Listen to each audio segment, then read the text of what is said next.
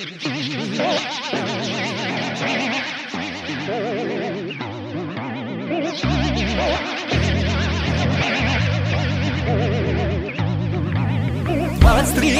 недели пролетело, 27 дней незаметно проскочила. Не мог я тогда думаться быстро, тебе прикоснуться, на миг раствориться.